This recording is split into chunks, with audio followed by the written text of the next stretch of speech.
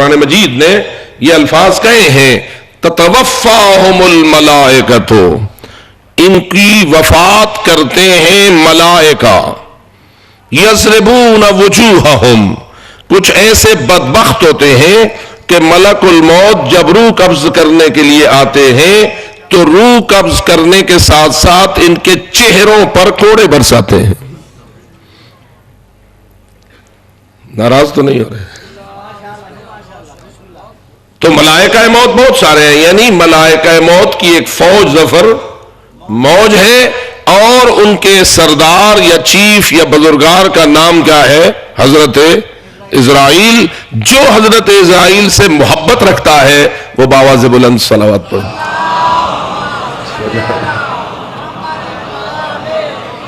یہ صلوات آپ کے لیے بھاری تو نہیں پڑی؟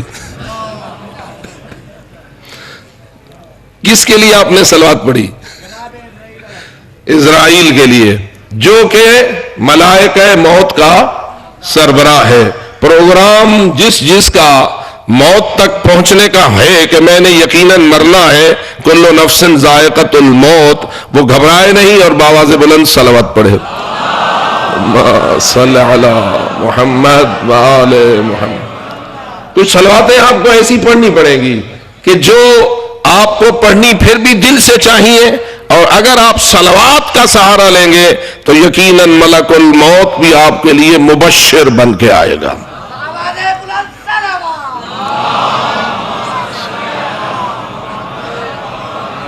بس ملک الموت کی دو شکلیں روایات و آیات کے سائے تلے ہمارے سامنے روشن ہوئی. ایک وہ شکل جو کہ ایک مومن کی روح کو قبض کرنے کے لیے ہے، اور ایک وہ شکل جو ایک کافر کی روح کو قبض کرنے کے لیے ہے. فرمائیے منافق کس کھاتے میں جائے گا؟ جی، ہمارے اندر اگر کوئی منافق بستا ہو تو ظاہر میں مومن ہوتا ہے، ہم اس کو مومن سمجھتے ہیں، اس کے ساتھ سلوک بھی مومن والا کرتے ہیں، اس کے ساتھ ہماری گزران، ہمارا کھانا پینا رہنا سہنا مومن والا ہوتا ہے، حتیٰ کہ ہم تو اس کا جنازہ بھی مومن سمجھ کے پڑھتے ہیں. کیوں؟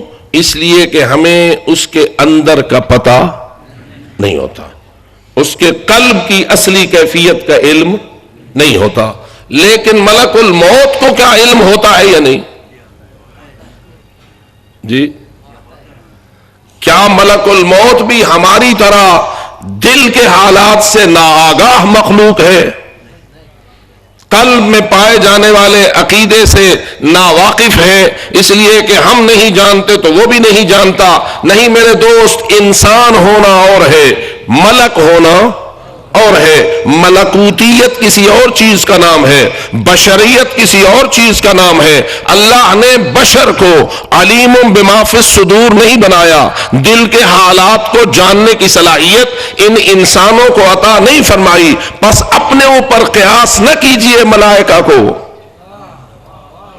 کیونکہ میں کبھی کبھی دیکھتا ہوں کچھ لوگ عقائد پہ باتیں کرتے ہیں، دین پہ باتیں کرتے ہیں، اسلام پہ باتیں کرتے ہیں، اپنا علم بگھارتے ہیں، اور بظاہر ایسا نظر آتا ہے کہ وہ ہر چیز کو اپنے جیسا سمجھ کر وہی قیاس کرنے لگتے ہیں، جو قیاس جائز نہیں ہے. ملک کچھ اور ہے، جن کچھ اور ہے، بشر کچھ اور ہے.